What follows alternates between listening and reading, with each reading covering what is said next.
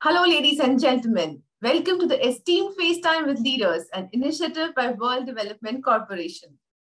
I'm Ajuna Sharawat, anchor at World Development Corporation. FaceTime with Leaders is a platform for industry titans to share their experiences, thoughts, ideas, and best practices in order to inspire one another and future leaders. In a nutshell, we attempt to encapsulate the multi-decadal learnings acquired by these industry leaders. We also hope that by conducting these FaceTime with Leaders interviews, we can bring together a global community of eminent personalities.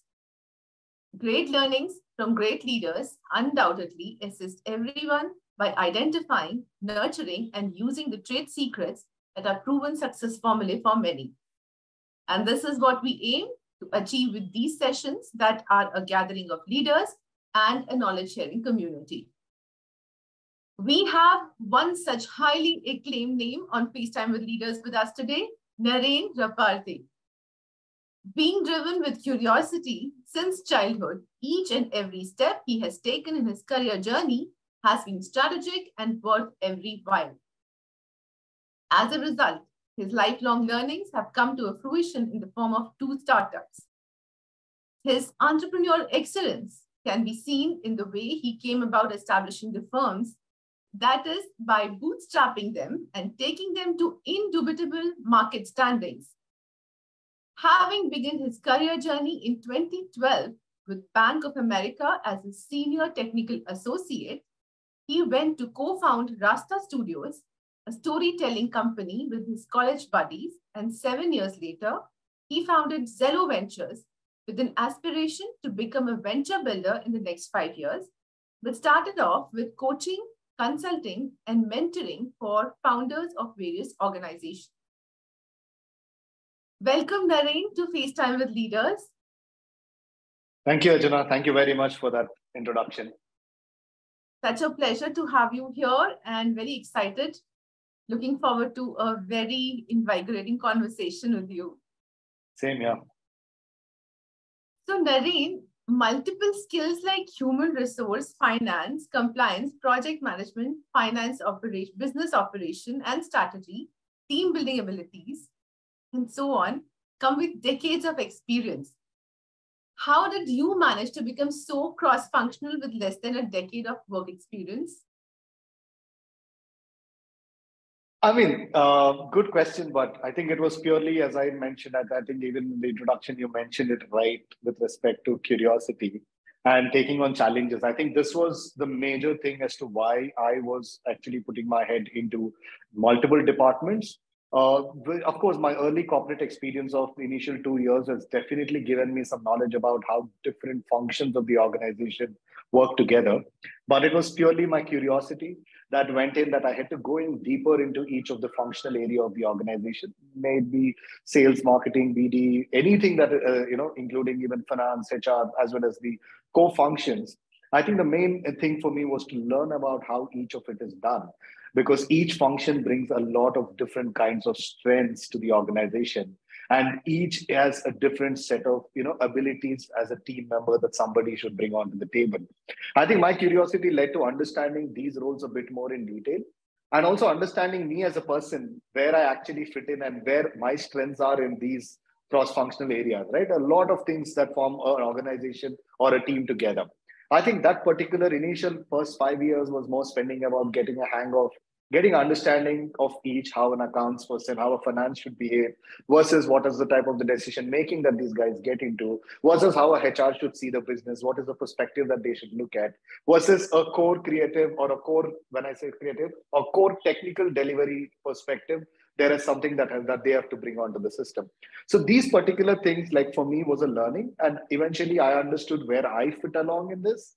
And I started to be, playing my strength areas, but I think I was quick enough. Of course, this didn't happen in one go. It was a complete iterative process, even while I was building Raasta, that, getting the right skill set into these functional roles of the organization, which form a very strong core team, is something that I've learned over time. And it was an iterative process.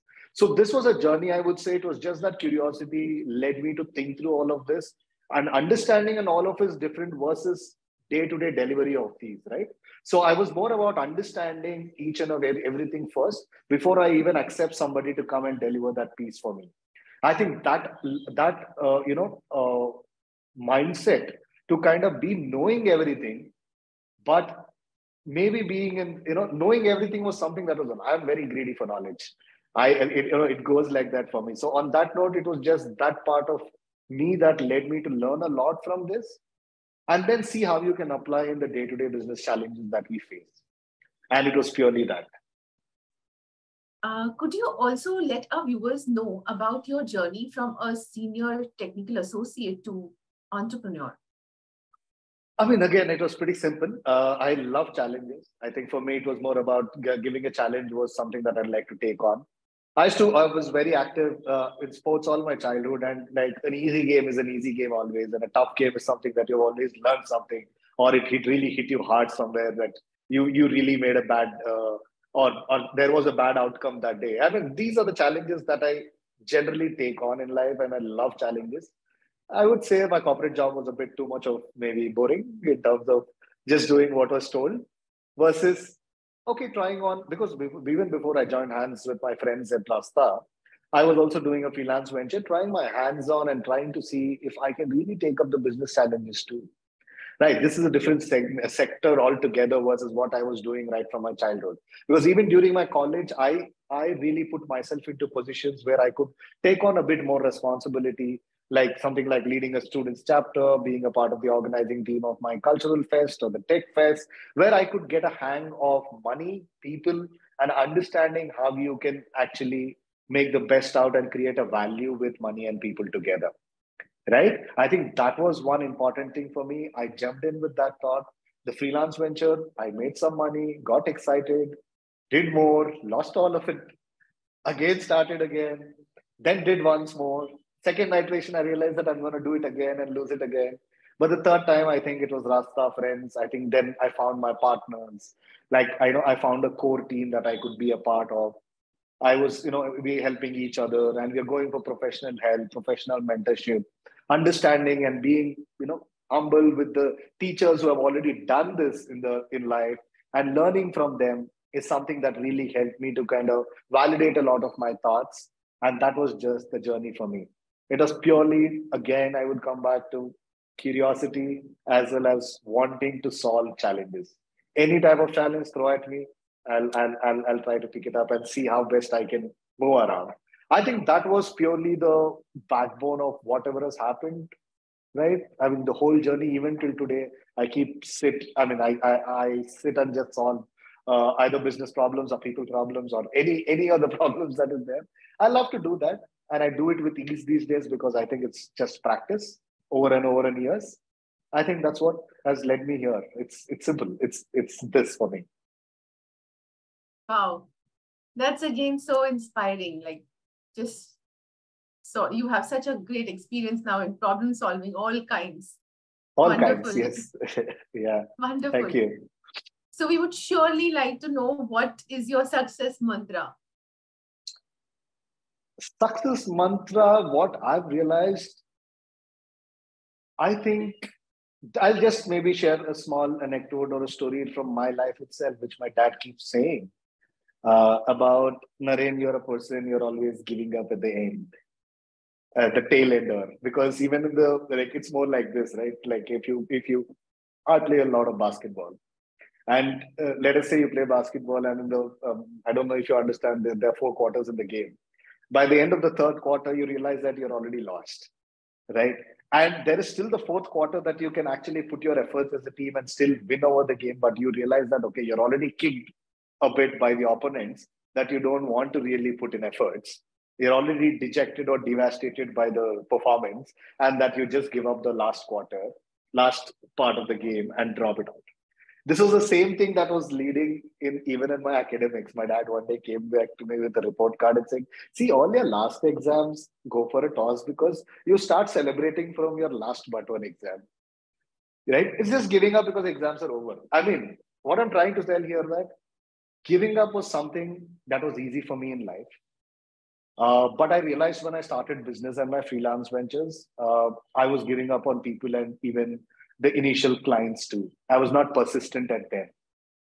And then I realized that I have to build that quality in me first before even I build anything on it. I think that's when I started like trying to adapt to things where I want to be consistent at it. I picked up a sport, a long distance running was a sport. Like I loved it. Like back then I was never a long distance runner. Like I run marathons right now. I'm also training to be a triathlon and do my Ironman in a couple of months. Uh, but what led me one day was that, okay, let me pick up a sport that will help me build incrementally over time and build my endurance. And that led me to also build my mental endurance, which I come back and say that the question, to answer your question, the mantra was every day you just want to be better than yesterday. And it's those small incremental things, but done every day over the period of last 8-9 years. I think this is the only mantra that I could crack. That's the reason, like that not giving up attitude, staying persistent, and also like bouncing back from the lows, right? I think this was the major things that led me to do my work consistently. And that consistency itself over time made me better, is what I could say. Because decision making initially was tough. It was tougher to make decisions, but now it gets easier because you know what it is. And like doing it's just simple. It's like any other craft, right? It is also like on being an entrepreneur, according to me, is being an artist too. Like you have to work on your craft every day. Working on ourselves is the best thing for me. Like as a leader, if you want to grow, if you want to get into the boardrooms, I think most important thing is maybe sit in front of a mirror and talk to yourself every day for some time. At least then you will be starting to work on yourself more. I think the better version of yourself sits in the boardrooms, sits on the leadership tables. I think that's the best way to lead teams, right? At the end of the day, we are leading teams and people. So that is, in short, a mantra that I would always tell people, and I'm still following. And I still, from marathons, I even upgraded to triathlons. So yeah, it's the same thing for me. So I keep, even Xello is one such thing. My second venture was one such thing that, okay, first thing is going on. Now, where next? Where do I go? What do I do? I'm able to solve challenges of this stature right now. Can I solve bigger challenges? Can I take on bigger ones? I think that is one such thing, even to come back to WDC Earth and then really understand and learn in the process of how to be better, even in the boardrooms. Right? I think this is a slow journey that I'm also trying to take. Yeah. So very beautiful. Thank you. Getting the better version of yourself every day. Yes. To the table. Yeah. So beautiful. And inspiring again. Thank you. Thank you very much, Ajuna. Have you ever felt the need for better ESG integration into any of your organizations? Can you share some instances when you integrated any aspect of sustainability or made a business more socially responsible? I mean, see, because Raasta is my first venture, I think these aspects of, because we work a lot with the artists there, like when I say artists, they're across different crafts, I would say, right? Like from being actors to writers to everybody, right? Like to a whole gamut of all the artists that I work with. Yes, because yes, the way I that have been a part of your project. Thank you. Yes, very yes, beautiful one. So I know. Yeah. So on that, yeah. Yes, yes. I'm sorry. No, that's fine. Yeah. Yes. Sorry, I interrupted. I just wanted to make this point. No worries, no worries. I think it was needed. But good. See, what I realized about these aspects is that I think we're naturally conscious about these things at Rasta, like in terms of how do we better use our resources, because I think we thrive out of limited resources. Right. I think that is something that we've always been good at doing. I think this though I think I understand, I'm aware of all the SDGs and all the the ESG that is coming into place for every corporate and an organization. But I think this is at the core thought of the company or a core leadership level of the company that this has to come from, right? Because even your processes and all of that's something that you can set, but when it's coming back to practicing and ensuring that you're also taking care of the resources, both natural versus your company's resources too. I think natural resources is where things are coming from the ESG angle, right? Like it's purely about as simple things as such that we use at Raasta as to we don't shoot extra footage that is required.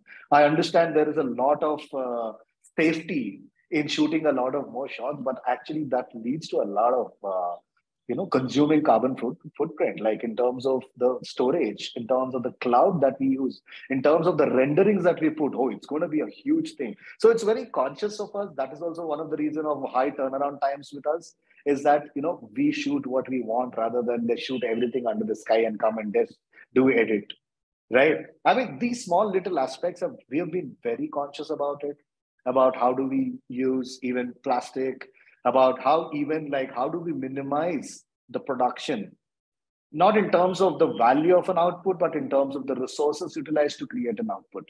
I think this particular is like, it's a second nature for us, if you ask me.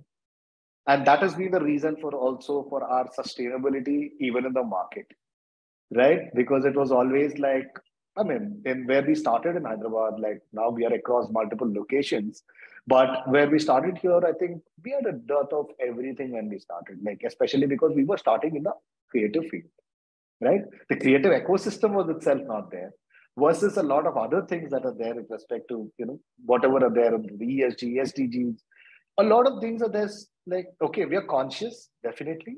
And we try to, get that into practice on a day-to-day level and see how best we can use the resources, because we got to be responsible at the end of the day, right? For even the teams that we are together, I always say that we should be thankful that we're doing it, right?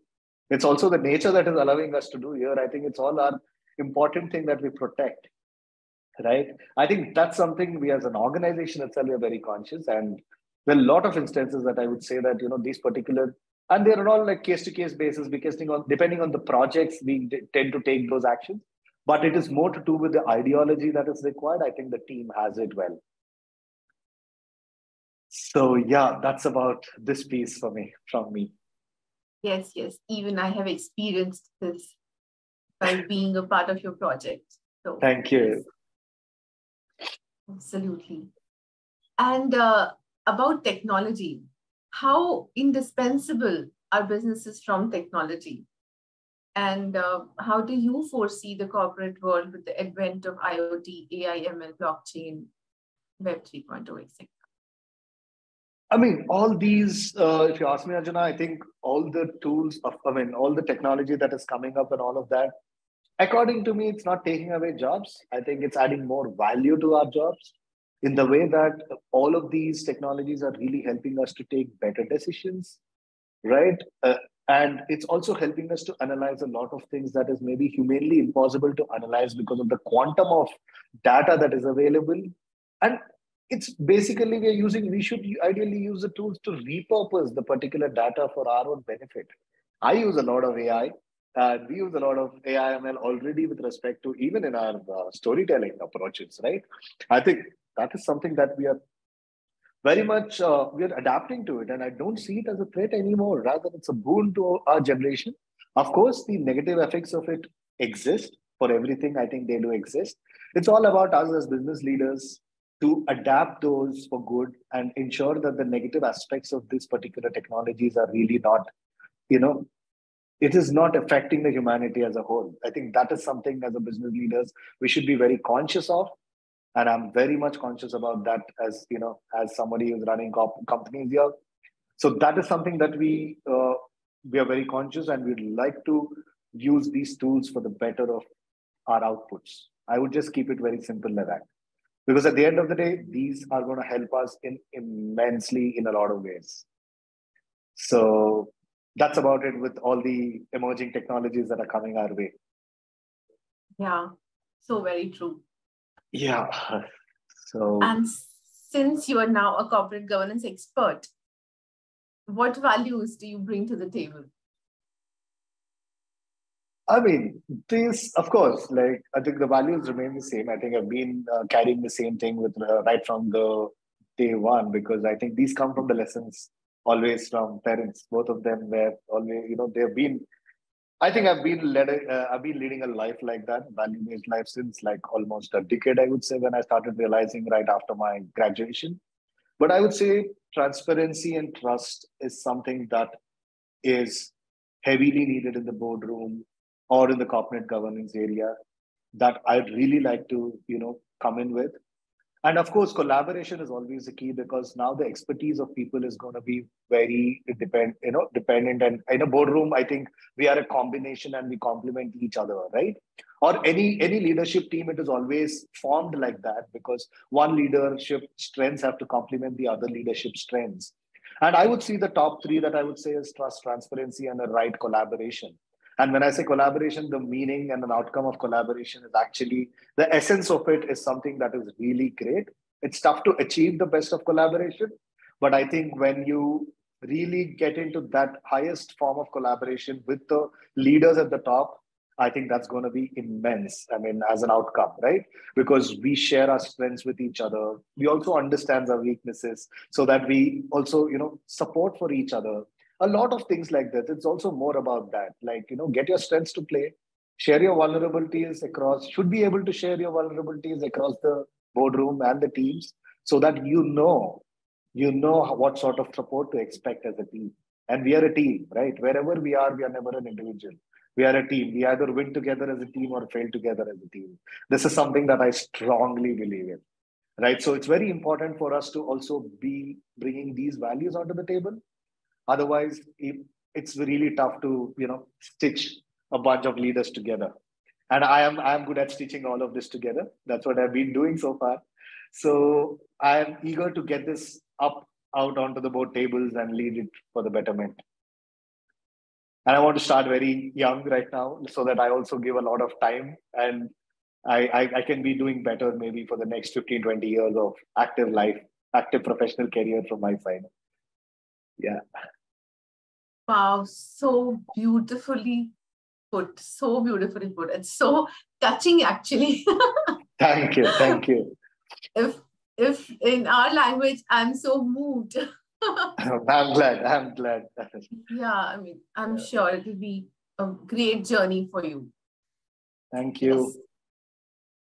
And as you're aware, that we are building the Global Thought Leaders community for cross-pollination of knowledge and a community of independent directors for better governance in the country, corporate governance. What are your thoughts about these initiatives taken by WDC team? I think it's beautiful. Thanks to my mentor first for introducing me to the WDC team, like asking me to actually take this course, because he saw me that I'm already doing a lot of this, but a proper coaching or a proper knowledge around this will help me to be a better person in the boardroom. I think he suggested this to, he suggested WDC to me. And it's amazing that, something like this is happening in India and somebody who's doing it. And to be honest, I was clueless when I started, right? Even my partners are clueless as to how we should be as board of directors. We're partners running a business. We know how to do a product market fit. We know how to take the product to a market, right? Sell our service, get money, pay the bills. All of this is good. But what about the structure? What about, the corporate governance part? How about the board? What are the laws? Right? All of this is something that you learn only through sharing. Like, I always felt that entrepreneurs, like, getting into those corporate governance roles or something that I wanted to be. And I was always looking forward to have somebody to talk to. But the learning journey that I had with the WDC over the last 2 months itself was so enriching. The classes that, Sundaresan sir has taken, man, all of those have been so amazing. And I'm looking forward to be a part of this community even for the future, because this is not going to stop with just one-time learning. This is going to be a continuous exercise. The kind of the problems you're going to get into are going to be unique. You got to have people to talk to. You got to like consult each other and help each other. And that's where I want to be. And that's one beautiful platform that I've really enjoyed always. Like most of the time these days, I read a lot of books, but the best of the things that I'm doing these days is to go and read the WDC content more, because it's helping me, one, and it's interesting to know something that is unknown to me. right? I think on that note, very good initiatives. I'm looking forward to more of this, right? More of learning sessions, more of interaction sessions if that may happen. No matter like wherever we are, we can just fly down and get into a room and talk and meet. I think those initiatives and networking events also will really help us. I'll look forward to that. And I'm also going to write to WDC on this so that, because I was just sharing it even with Lovelish before you came in, like those were just being spoken right now. And I'll look forward to that. And this is a great initiative. That's what I can say. Such a touching and inspiring feedback from you. Thank you. I think I look forward to more participation. So, yeah. Yes, surely. And that was a fantastic conversation with you. I'm very confident that your insights will inspire the future leaders. Thank you for joining us today. Wish you the very best for your future endeavors. Thanks, Ajana. Thank you very much for taking time.